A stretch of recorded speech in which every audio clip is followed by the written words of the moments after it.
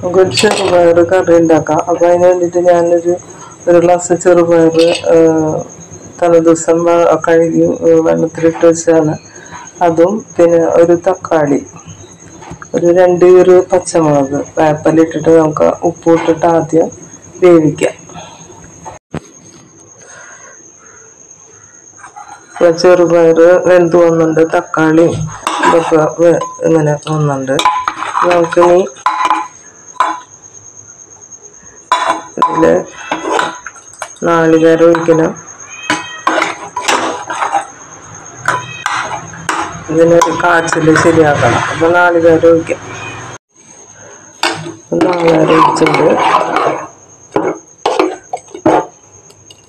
ഇതിലിപ്പോൾ പച്ചമുളക് മാത്രമേ ഇട്ടിട്ടുള്ളൂ കേട്ടോ. അങ്ങനെയാണ് ഈ കറി ഉണ്ടാവുക. ഈ സമയത്ത് നമുക്ക് ഉപ്പൊക്കെ പാകാണെന്ന് നോക്കാം.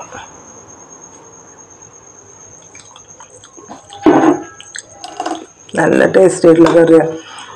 അപ്പോൾ നമുക്ക് ഇതിലേക്ക് ഒരു കാച്ചിൽ ശരിയാക്കി എടുക്കാം. അപ്പോൾ വെളിച്ചെണ്ണ ചട്ടി വെച്ച് വെളിച്ചെണ്ണ ചൂടാക്കി വന്നിട്ടുണ്ട്. അപ്പോൾ ഇതിലേക്ക് ഞാൻ കടുക് ഇട്ടാണ്.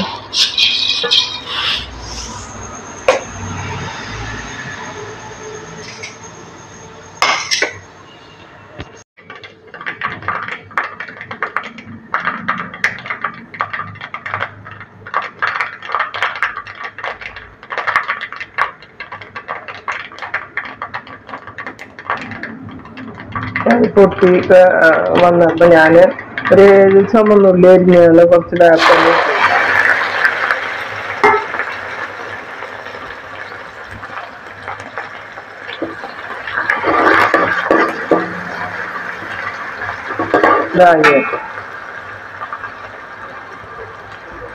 ചുമന്നുള്ളി ആയി വന്നിട്ട് നമുക്ക് എനിക്ക് 2-3 വറ്റൽമുളക് പൊട്ടിച്ചു തരാം.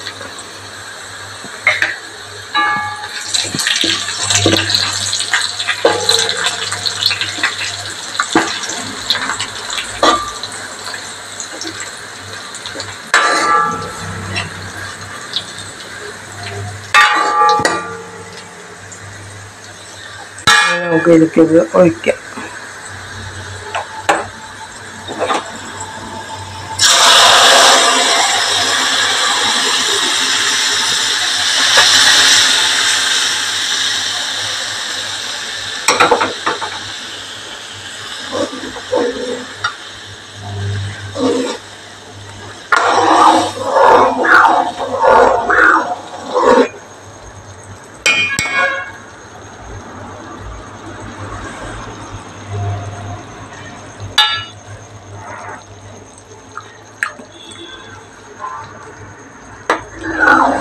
ഉപ്പ് പാകാണോ എന്നൊക്കെ നോക്കണം. അതിൽ ഉപ്പ് പാകാണ്. വളരെ ടേസ്റ്റി ആയിട്ടുള്ള കറിയാണ്. ഒരു പ്രാവശ്യമെങ്കിലും നിങ്ങളിങ്ങനെ വെച്ച് നോക്കണം. അപ്പോൾ നിങ്ങൾക്ക് ഇഷ്ടപ്പെടുകയാണെങ്കിൽ ലൈക്ക് ചെയ്യുക, ഷെയർ ചെയ്യുക, സബ്സ്ക്രൈബ് ചെയ്യുക. Thank you.